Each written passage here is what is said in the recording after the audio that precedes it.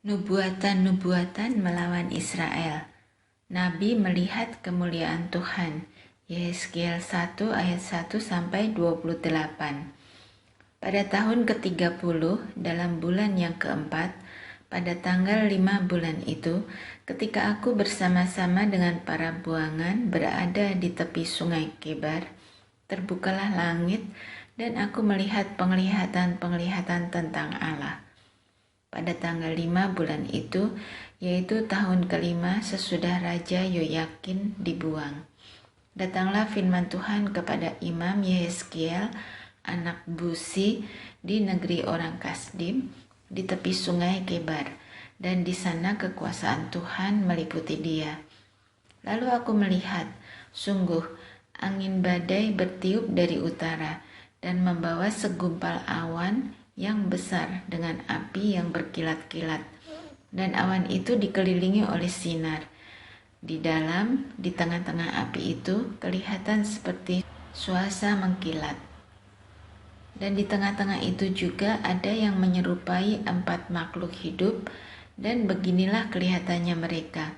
Mereka menyerupai manusia, tetapi masing-masing mempunyai 4 muka, dan pada masing-masing ada pula 4 sayap.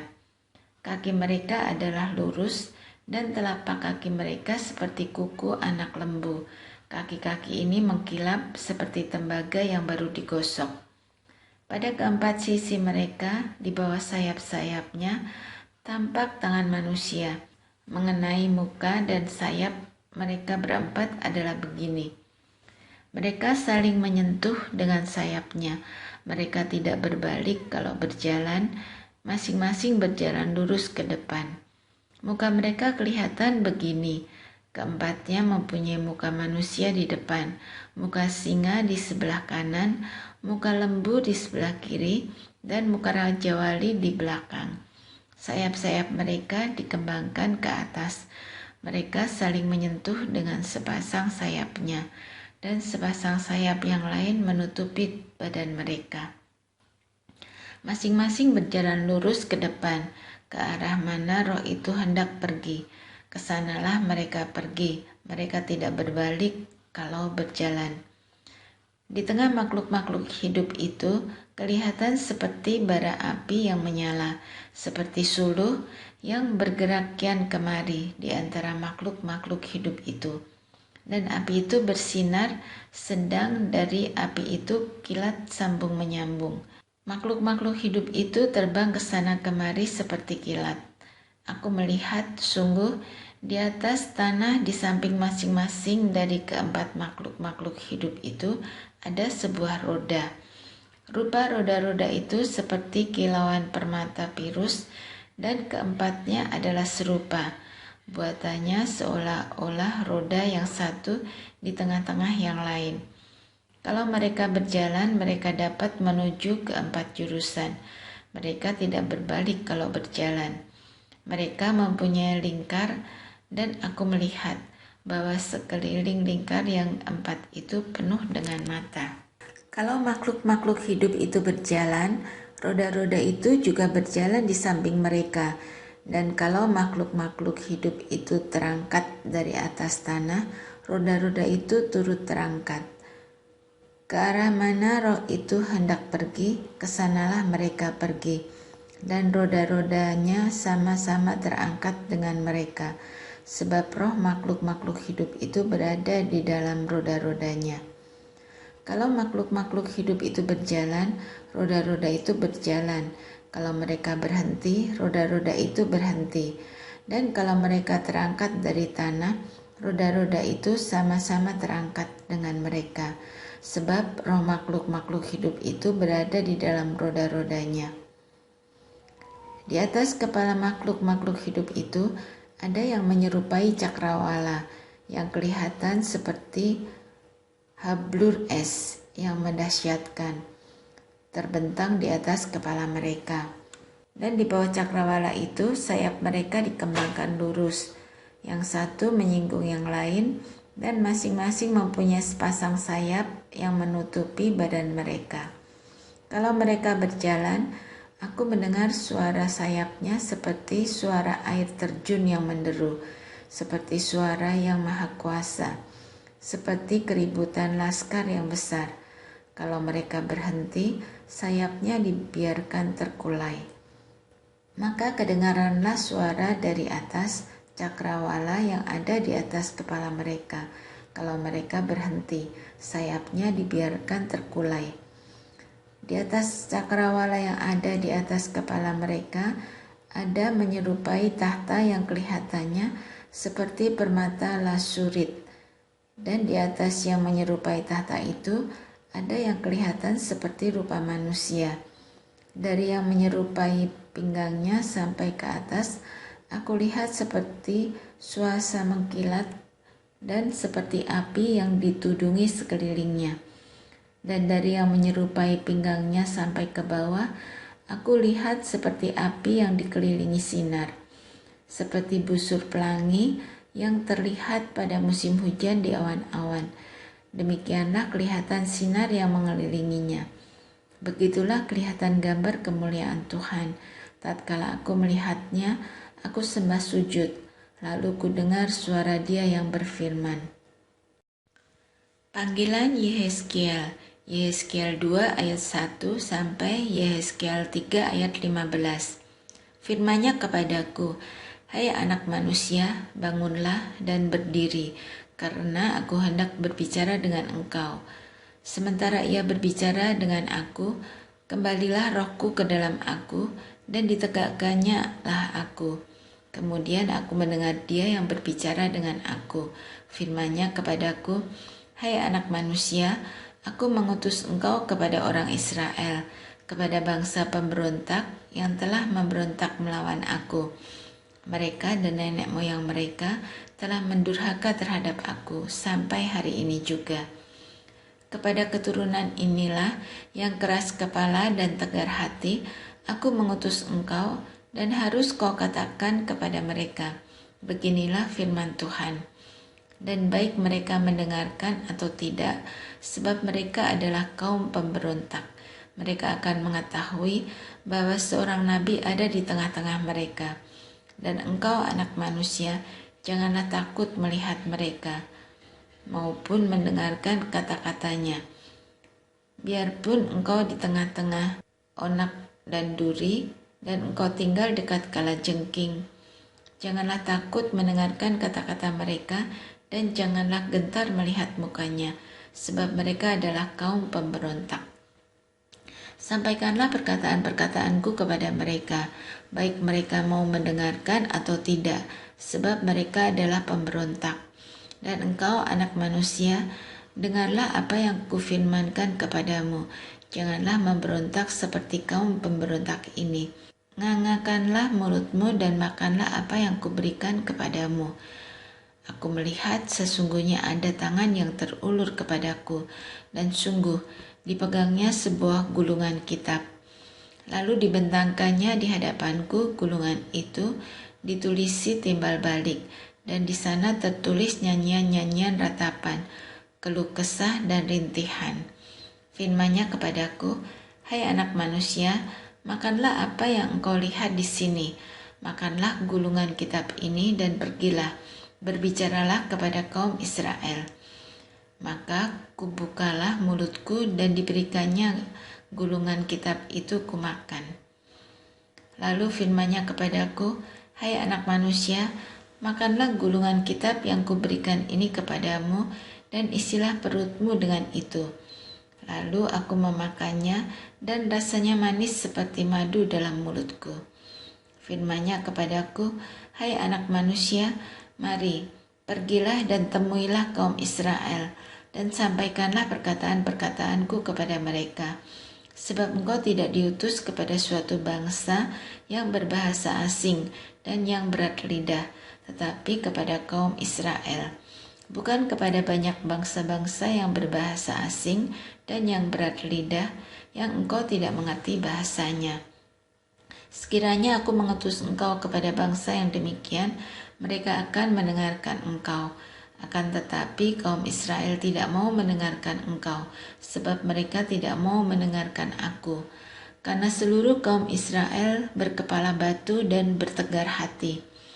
Lihat, aku meneguhkan hatimu melawan mereka yang berkepala batu dan membajakan semangatmu melawan ketegaran hati mereka. Seperti batu intan yang lebih keras daripada batu, kuteguhkan hatimu.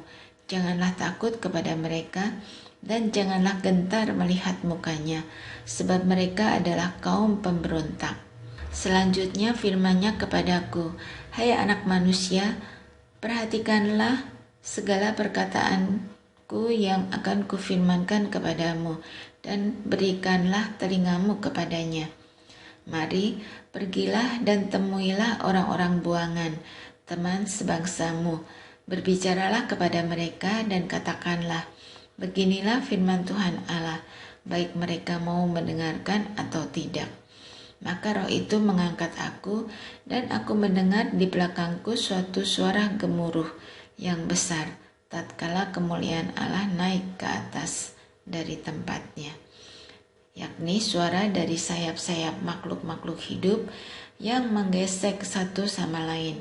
Dan di samping itu suara gemertak dari roda-roda, suatu suara gemuruh yang besar. Dan roh itu mengangkat dan membawa aku, dan aku pergi dengan hati panas dan dengan perasaan pahit, karena kekuasaan Tuhan memaksa aku dengan sangat. Demikianlah aku datang kepada orang-orang buangan yang tinggal di tepi sungai Kebar, di Tel Abib, dan di sana aku duduk tertegun di tengah-tengah mereka selama 7 hari. Yehezkiel dipanggil menjadi penjaga Israel. Yehezkiel 3 ayat 16-21. Sesudah 7 hari datanglah firman Tuhan kepadaku, hai anak manusia, aku telah menetapkan engkau menjadi penjaga kaum Israel. Bila mana engkau mendengarkan sesuatu firman daripadaku, peringatkanlah mereka atas namaku. Kalau aku berfirman kepada orang jahat, engkau pasti dihukum mati, dan engkau tidak memperingatkan dia atau tidak berkata apa-apa untuk memperingatkan orang jahat itu dari hidupnya yang jahat, supaya ia tetap hidup, orang jahat itu akan mati dalam kesalahannya, tetapi aku akan menuntut pertanggungan jawab atas nyawanya daripadamu. Tetapi jikalau engkau memperingatkan orang jahat itu, dan ia tidak berbalik dari kejahatannya, dan dari hidupnya yang jahat, ia akan mati dalam kesalahannya, tetapi engkau telah menyelamatkan nyawamu. Jikalau seorang yang benar berbalik dari kebenarannya, dan ia berbuat curang, dan aku meletakkan batu sandungan di hadapannya, ia akan mati. Oleh karena engkau tidak memperingatkan dia, ia akan mati dalam dosanya, dan perbuatan-perbuatan kebenaran yang dikerjakannya tidak akan diingat-ingat. Tetapi aku akan menuntut pertanggungan jawab atas namanya daripadamu.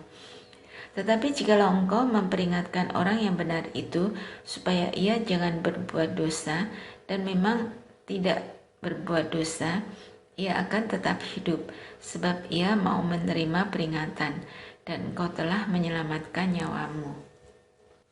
Yehezkiel menjadi bisu. Yehezkiel 3 ayat 22-27. Maka di sana kekuasaan Tuhan meliputi aku, dan ia berfirman kepadaku, bangunlah dan pergilah ke lembah, di sana aku akan berbicara dengan engkau. Aku bangun dan pergi ke lembah, sesungguhnya di sana kelihatan kemuliaan Tuhan, seperti kemuliaan yang telah kulihat di tepi sungai Kebar, dan aku sujud.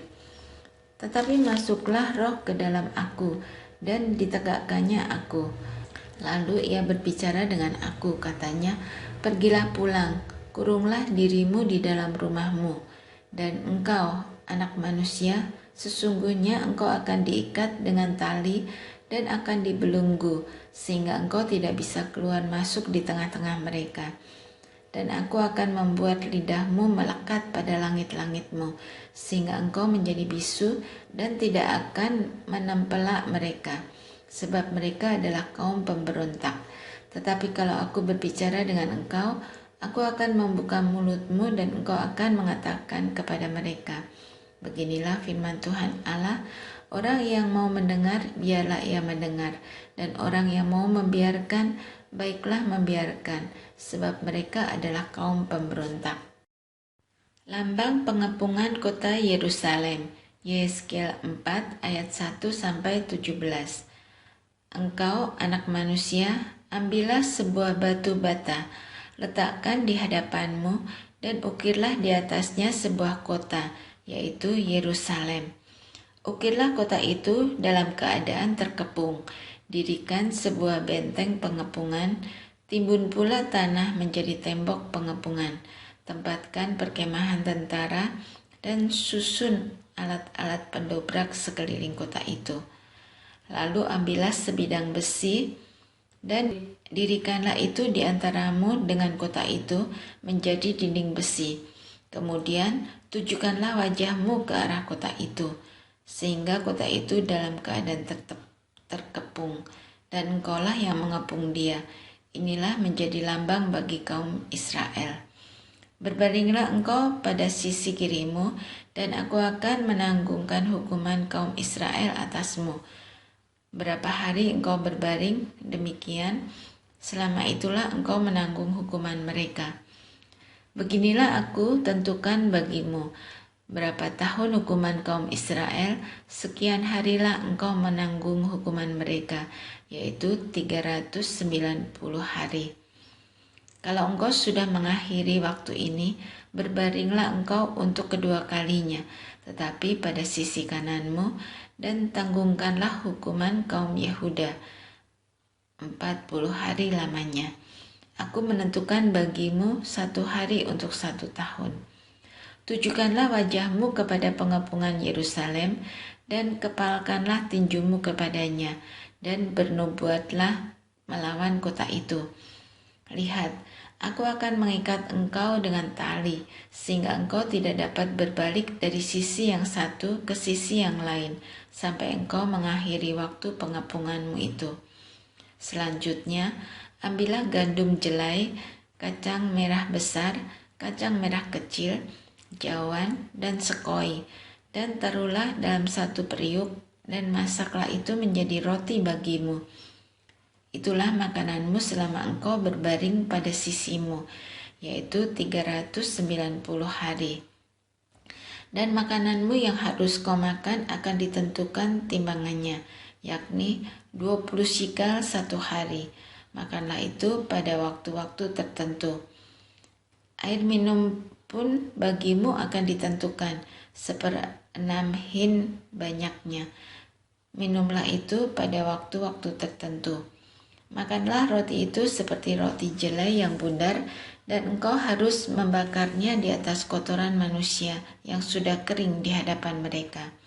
Selanjutnya, Tuhan berfirman, aku akan membuang orang Israel ke tengah-tengah bangsa-bangsa, dan demikianlah mereka akan memakan rotinya najis di sana.